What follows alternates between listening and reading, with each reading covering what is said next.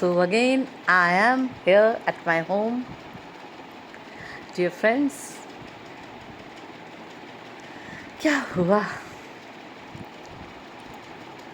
बहुत ही दर्दनाक। ये जो मेरा लेग है, दिस पोर्शन, ये इस तरह से पूरी तरह से फ्लैट भी नहीं था। ऐसे it was in this way, it was in this position and suddenly actually बहुत सारे लोग आगे से दौड़े आ रहे थे और हम खड़े हुए थे। मेरे बगल में एक लेडी बुर्का पहन के खड़ी थी, मेरे सामने एक छोटी सी बच्ची थी और बहुत सारे लोग थे। हम जस्ट स्टेज के पास जो लोहे का पार्टीशन लगा था उधर खड़े थे और हम बहुत मुश्किल से भाग के वहाँ तक पहुँचे थे। और मैं स्टेज में से सबको बुला रही थी और मैं अंदर जाना चाह रही थी क्योंकि एक बार हमको डिटेन किया, फिर हम भागते भागते एक जगह गए, दूसरी जगह, मतलब बहुत मुश्किल हो रहा था ऐसी जगह ढूंढ पाना जहाँ की हम अपने आप को बचा सके। हमने वहाँ रिक्वेस्ट भी की अंदर जो लोग बैठे थे कि हमको अंदर आने दो, वहाँ से लोग बुरी तरह से भागे आ रहे हैं, पुलिस डंडा लेके आ रही है। हम अपने आप को बचाना चाहते थे, लेकिन अंदर से उन्होंने कहा अगर हम स्टेज से उठ जाएंगे तो ये स्टेज तोड़ देंगे। और हम वहाँ खड़े ही थे, इतने में बहुत सारे लोग दौड़ते आए और आकर जो हम वहाँ गिरे, मेरे साथ वो लेडी थी बुढ़के, वो भी गिरी, मेरे आगे वो बच्ची थी, वो भी गिरी। थोड़ा देर बाद मैं देखती हूँ कि मैं यूँ पड़ी हूँ और मुझे वो लड़की आगे वाली चश्मे वाली दिख रही है और बस वहाँ के बाद मेरा पैर राइट लेग आधा मुड़ा हुआ था।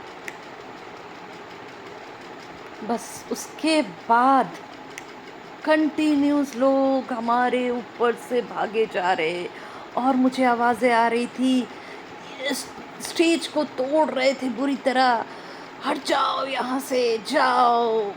स्टेज को धड़ा धड़ तोड़ा जा रहा था और हम नीचे दबे, ऊपर से अपने हुए ऊपर से लोगों को जाते हुए देख रहे थे।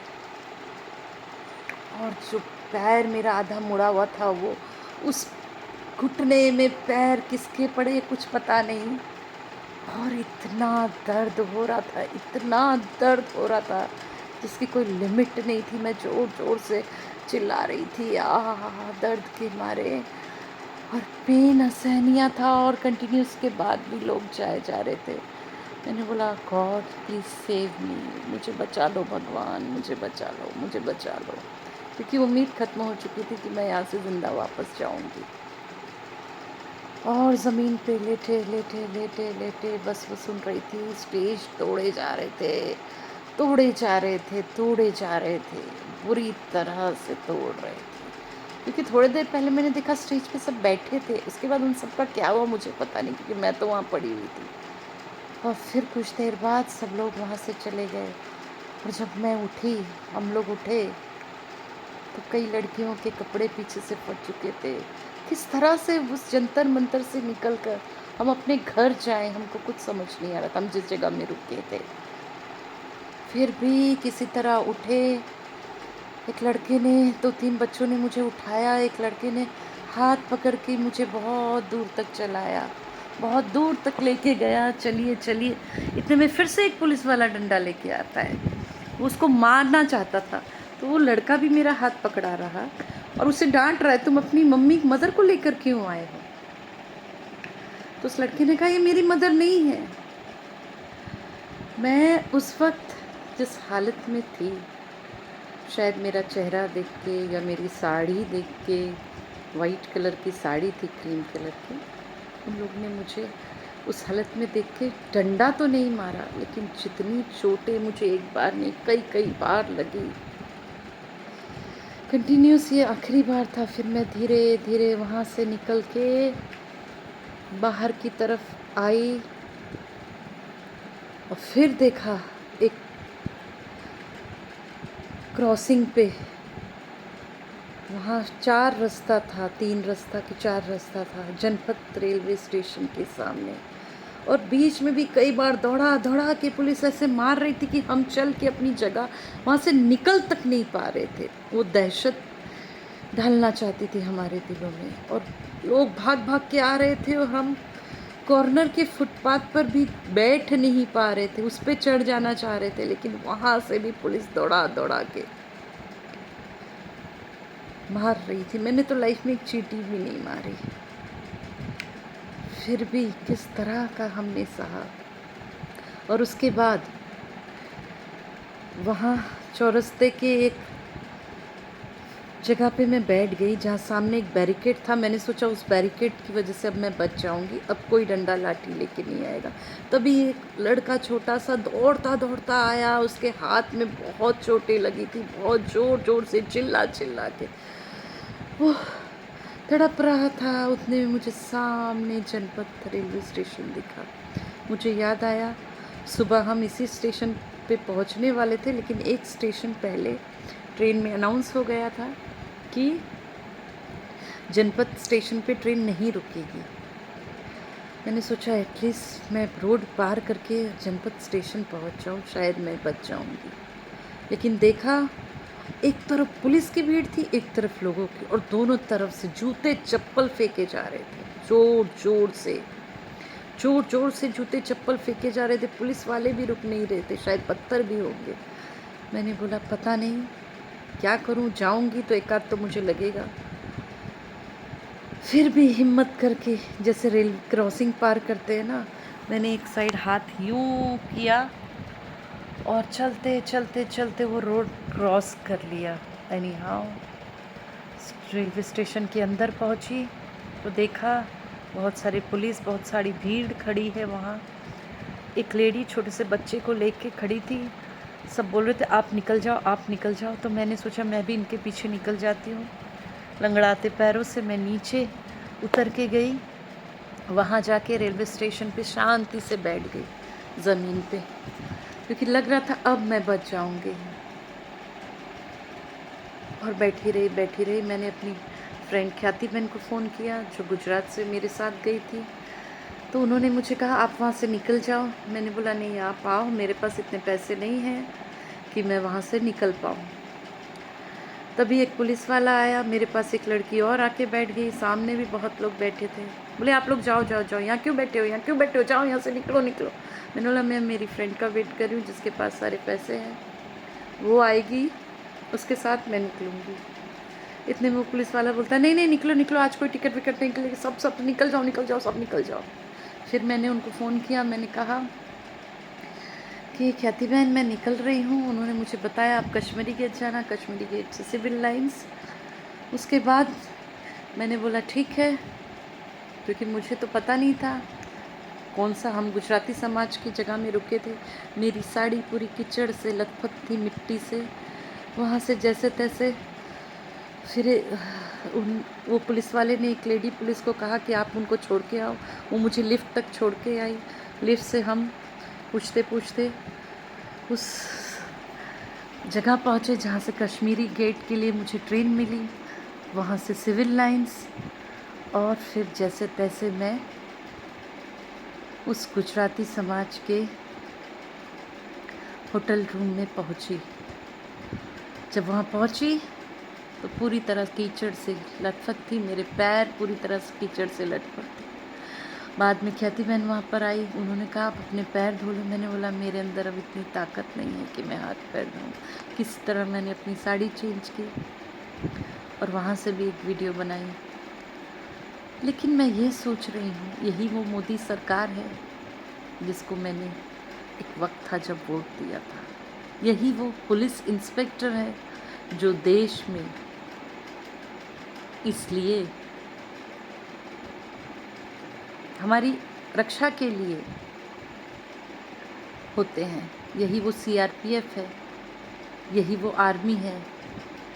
मैंने भी इन कॉलेज आर्मी ज्वाइन की थी, लेकिन आज बहुत खुशी हो रही है कि अच्छा है मैं आर्मी ऑफिसर नहीं हूँ, या आर्मी मैंने कंटिन्यू नहीं की, क्योंकि लोग मेरे चेहरे को, मेरी फ्रेंड्स देख के बोलती थी तुम्हारा चेहरा इतना स्वीट है कि क्या। क्या आर्मी में तुमसे नहीं होगा, मत करो। लेकिन आज लगता है कि आर्मी में सॉफ्ट पीपल होना चाहिए। सॉफ्ट पीपल के अंदर भी बहुत हिम्मत होती है, लेकिन ब्रुटैलिटी नहीं होती। एक लेडी पुलिस ने मुझे यूं यूं कोहनियों से मारा, यूं यूं करके चूटी काट रही थी, हाथों में मेरे हाथों में चूटी काटी जा रही थी। डिटेन करने के बाद बच्चे चिल्ला रहे। जब मुझे डिटेन किया, मेरे हाथ पांव पकड़ के मुझे ज़बरदस्ती एक बस के अंदर डाल दिया गया। मुझे उस समय महसूस हो रहा था कि वहाँ तो लाखों करोड़ों लाखों लोगों की भीड़ थी। बहुत सारे लोग थे वहाँ प्रोटेस्ट में, बहुत सारे लोग। तो जब सुनसान एरिया में किसी का रेप होता है, इसी तरह से होता होगा। और पुलिस देख के जिस तरह से हंस रही थी, अपनी मतलब जैसे किसी कोई जंग जीत ली हो उन्होंने। मुझे बस के अंदर हाथ पांव पकड़ के ले गई। लेडी पुलिस थी दो, जो कि मुझे कोहनी दिखा रही थी, इतना गंदा मुंह बना रही थी कि जिसकी कोई लिमिट नहीं थी। और दो पुलिस वाली दौड़ती हुई आई, बोली मैडम निकल आओ निकल आओ। लेकिन वो दो पुलिस और दो जेंट्स पुलिस इस तरह से मेरे सामने खड़े थे कि वो बेचारी भी कुछ नहीं मुझे बोल पाई। और वो उनका चेहरा देखने लायक था, जैसे वो मुझे कुछ कहना चाह रही थी और हार के चुपचाप वहाँ से चली गई। शायद इसलिए कि वो उन पुलिस ऑफिसर्स के सामने कुछ बोल नहीं पा रही थी। पीछे से बच्चे चिल्लाते, आंटी को छोड़ दो, आंटी को छोड़ दो, आंटी क्या हुआ। मेरे पेट में बहुत ज़ोर से दर्द हो रहा था, बहुत ज़ोरों से। तो मैंने सोचा इन लोगों के सामने अब कुछ करके मतलब नहीं है। मैं चुपचाप वहाँ सीढ़ियों पे बैठ गई बस की। फिर बच्चे लोगों ने ला के मुझे पानी दिया। जब मैंने पानी पिया तब मेरे पेट का दर्द थोड़ा सा दूर हुआ, क्योंकि थोड़े टाइम पहले मैंने डॉक्टर को दिखाया था तो कुछ प्रॉब्लम निकली थी। शायद इस वजह से स्टमक पेन था, बहुत ज़ोर से पेन हो रहा था। सब बोल रहे थे इनको शायद एम्बुलेंस लाओ, इनको ले जाना पड़ेगा। But I I want to be there, wanted to be there, वहीं रहना चाहती थी। फिर बच्चों ने बोला आंटी आप चले जाओ चलो। लेकिन मैंने एक बात सोची, जब इतने सारे बच्चे यहाँ हैं तो मैं इनके बीच तो ज़्यादा सेफ़ हूँ।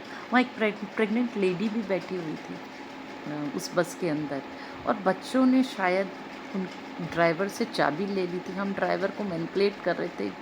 बूढ़ा सा आदमी था गांव का, बहुत बोल रहे थे आपके घर में भी तो बहन बेटियां होंगी, ऐसे करके उसको समझा रहे थे। इतने में एक पुलिस वाला है, बोला गाड़ी स्टार्ट करो, गाड़ी स्टार्ट करो।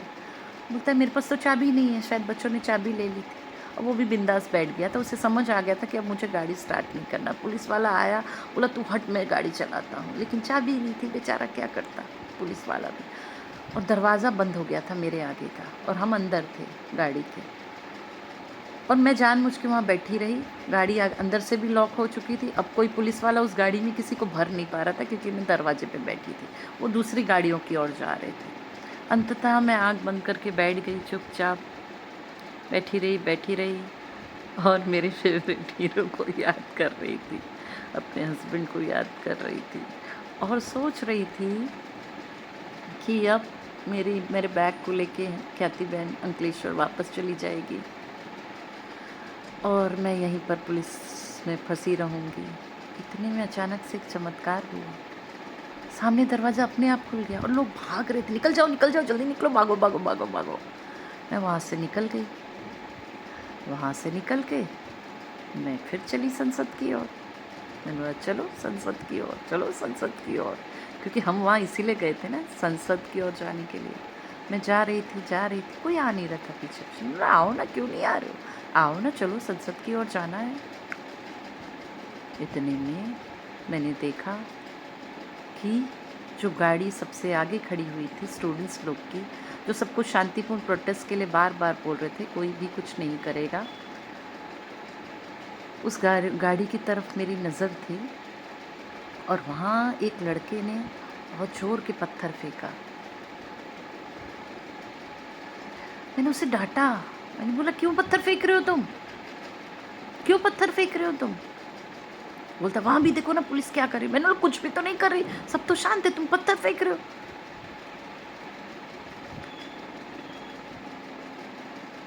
मतलब शुरुआत पत्थर फेंकने की उस लड़के से हुई थी। उसके पहले कुछ नहीं हो रहा था, उसके पहले कोई पत्थर वत्थर नहीं फेंक रहा। उसके बाद पुलिस आई धड़ाधड़ धड़ाधड़, उस गाड़ी को भी तोड़ने लगी, जिस गाड़ी की ओट में मैंने अपने आप को छुपा के रखी थी कि अब शायद मैं बच जाऊंगी। उस गाड़ी को भी बुरी तरह से मार मार के लाठी डैमेज कर दिया गया। फिर मैंने देखा सब पुलिस की गाड़ियों को धड़ाधड़ धड़ाधड़ लाठीचार्ज लाठियों से तोड़ रहे हैं। उसमें कौन स्टूडेंट था और कौन गुंडे, ये तो समझना बहुत मुश्किल था। और अफरा तफरी मच गई। फिर मैं उल्टा भागी अपने आप को बचाने, फिर स्टेज की तरफ गई। स्टेज में वो सब हादसा हुआ, हम वहाँ से भागे। वो लड़का काफ़ी देर तक मुझे लेके गया, जो जिससे पुलिस वाले ने कहा था कि अपनी मदर को क्यों लेकर आए। और फिर उसके बाद किसी और का हाथ पकड़ने बहुत दूर दूर वो फिर अचानक मुझे छोड़ के चला गया। फिर और मैं भागती हुई बहुत दूर तक गई। बहुत मुश्किल से मैं बाहर निकल कर आई। शायद मेरे भी सर में डंडा वंडा लग गया होता अगर मैंने साड़ी नहीं पहनी होती, अगर मैं दर्द से वहाँ पे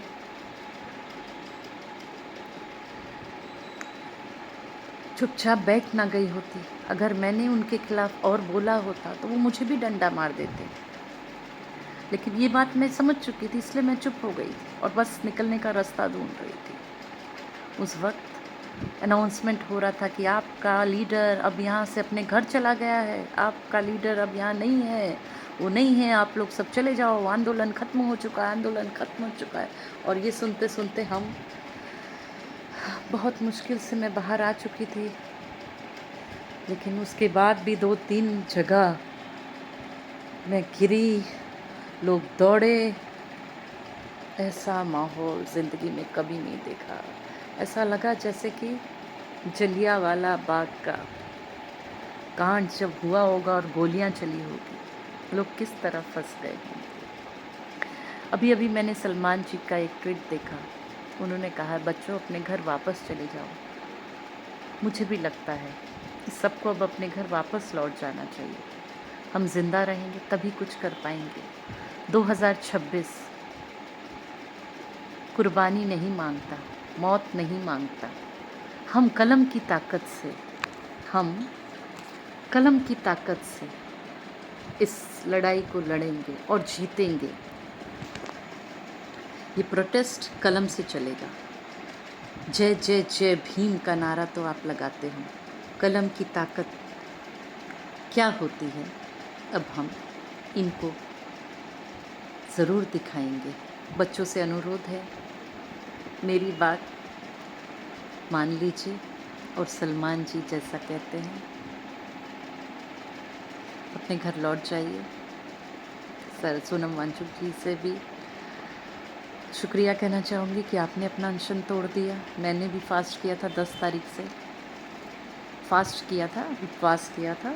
मैं फलाहारी ले रही थी और आज अभी तक, आज भी शुक्रवार है, मेरी शुरुआत भी शायद शुक्रवार से ही हुई थी। 10 तारीख मेरे हस्बैंड का बर्थडे था, वो पार्टी में मैंने सिर्फ जूस पिया था क्योंकि उस दिन उपवास था। उस दिन कौन सा दिन था पता नहीं। आज माता लक्ष्मी जी का फिर से दिन है और साथ में गुप्त नवरात्रि भी गई है क्योंकि मैं हमेशा हर नवरात्रि करती हूँ। ये गुप्त नवरात्रि भी पूरी हो चुकी है।